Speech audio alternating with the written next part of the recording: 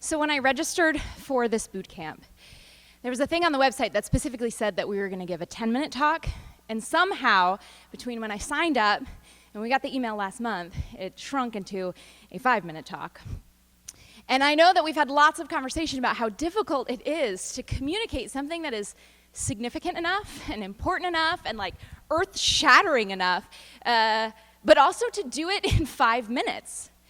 But then I'm reminded that Jesus actually was able to do that in like 9 words.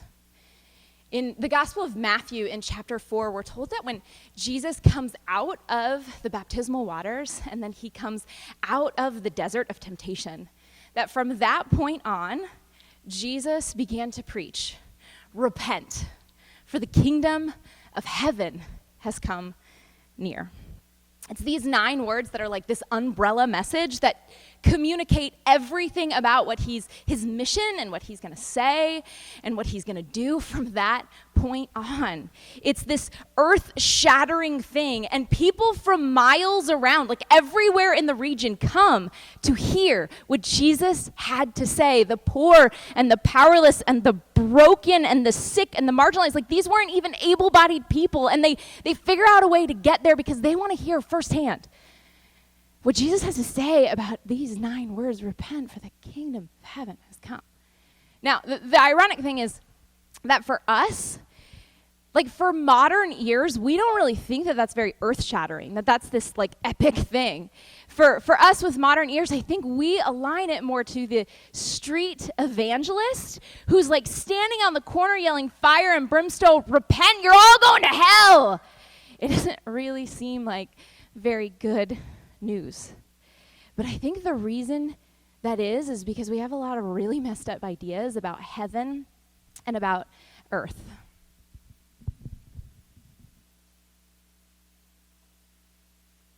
See, we have this idea that heaven is like way up here.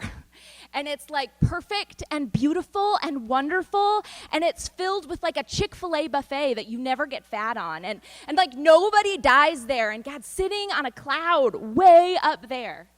But then we all know that earth is like way down here, and it doesn't take much to look around and see that it's filled with like destruction and disease and devastation and sickness and death.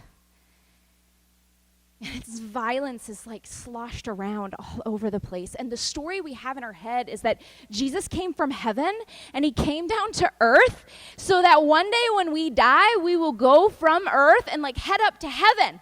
And heaven's up there and earth is down there, and never the two shall meet. The problem is that when we begin to read scripture, this isn't the story we read at all. In fact, that story is completely incompatible. It doesn't fit. Instead, the story that we read is a story about God creating heaven and earth in a way that they existed in like perfect unity. Where like we walked with God in the cool of the evening and humanity felt no shame. Where like earth was filled with unity and peace. It was perfect. It was heaven. But then sin and death sort of entered into the earth. And when it did, it drove this wedge of them apart further and further and further. But the crazy thing is that you can't kick God out of his own creation. And so there were still these places where heaven and earth overlapped, where these thin places where you could experience the presence of God and you could experience heaven. That's what the tabernacle and the temple were all about. And then if you read scripture, Jesus enters earth, and his whole mission and purpose is to like inch heaven and earth closer and closer and closer and closer and closer together, to essentially have more of heaven invade earth until Jesus like kicks the hell out of earth. until the fullness of heaven has enveloped earth, and earth is filled with heaven and filled with the presence of God. Jesus lived this life that me and you could never live, and he died this death that essentially absorbed all of the violence and all of the death unto himself. And then he came back to life in order to say that death and hell have no power here. See, this is the good news, that the kingdom of heaven has come to earth, that heaven is not just experienced on the other side of death.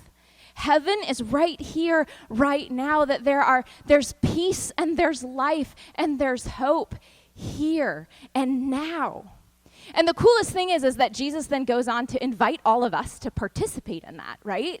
Like Jesus invites us to wrap everything that we say and do into this opportunity to proclaim and to demonstrate the kingdom of God that has come to earth. To participate in heaven in the places that we live, we work, and play. To kick the hell out of earth. And one day when he returns, we get to see this opportunity of the completeness of heaven coming to earth. And earth will be what it was like in the very, very beginning. Can you imagine a world if we took these 9 words and we expanded them further than just 5 minutes, but instead lived our entire lives, gave a lifetime to proclaiming and demonstrating that heaven really has come to earth?